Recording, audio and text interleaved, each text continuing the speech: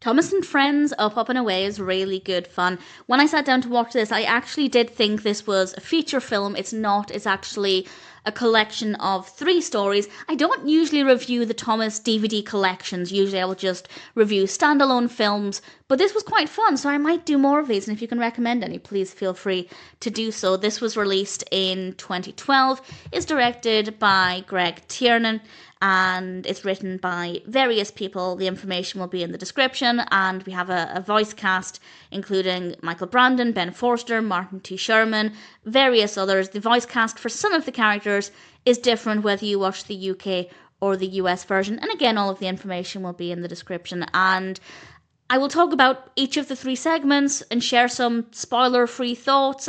In fact, there are 4 segments. I lied, there are 4 of them. And yeah, I thought it was pretty decent. It starts off with the story that I thought it was going to be about, and this is because a big balloon show in Sodor, hence the title and also the visuals on the DVD artwork on the marketing.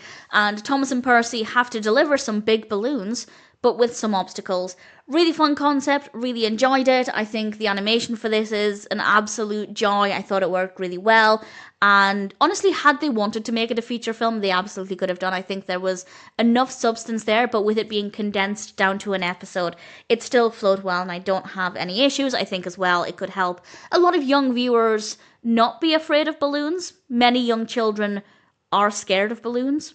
Understandably so, they're very loud when they pop, and I think it could help some maybe not be as scared of balloons, so I think there are some good takeaways as well, and ultimately, it's a decent story. We then have story 2, Wonky Whistle.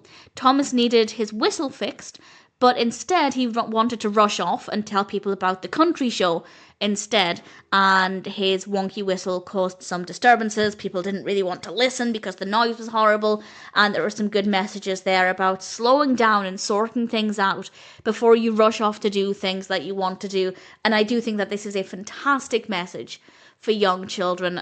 I don't know why this is the first thing that I thought of, but I think it could be very relatable for children who want to put their shoes on and then they want to run off before they've tied their laces or done up their Velcro. I don't know why that's the first thing I thought of, but it's a similar scenario. You have something that needs to be fixed, needs to be sorted before you run off and do something, otherwise there's going to be a problem. And this is exactly what Thomas faces with his whistle. So it's a nice narrative, works well, some really great takeaways. Then we have Kevin the Steamie. Kevin wants to play with the others and practices his shunting, but he causes problems and has to learn that it wasn't the right behaviour. As a story, I didn't find this one to be as interesting, as engaging. There's nothing wrong with it. I think as well, I just don't really care for Kevin that much as a character. Definitely not a personal favourite, not a very nostalgic character for me. So for me, this was not that great, but there's not really anything wrong with it. I think we have some good messages about how to behave and how not to behave. So Kevin the Steamie is fine, just not a personal favourite. Also, the animation throughout the entire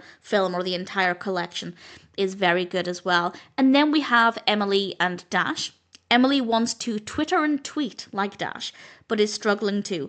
And to her credit, she practices, she keeps trying, but she ultimately has to accept that this is Dash's special trick, and his trick will make the children happy, and that's more important than Emily also being able to do this. Some, I guess, mixed messages here. I initially thought that the message would be practice and practice until you're good at something, but instead she has to learn that it's okay that she can't do it.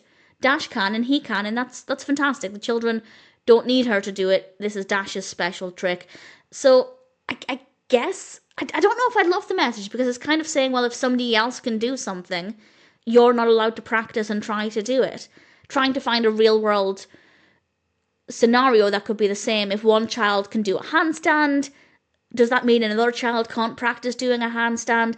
I don't. So I don't know if I agree with the message. I don't think it's the best. I think it would have made more sense, instead of leaning into the fact that it's Dash's special trick, I think it would have made more sense to focus on the fact that it's okay if Emily can't do it yet, and that she can practice doing it, but it's okay if she can't do it. It's not a big deal, whereas it seemed to suggest more that this was all about Dash and Emily shouldn't take it away from him. So, I don't know, I don't love the way the message was presented. I don't know if that's what they intended, but that's certainly my reading of it. So, in a way, some of the message is okay.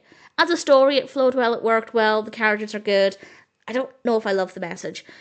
If I were to rank these, I would say the best one is actually, I think, Wonky Whistle, actually, I really enjoyed. I just thought it flowed well with some great takeaways. And then Up and Away.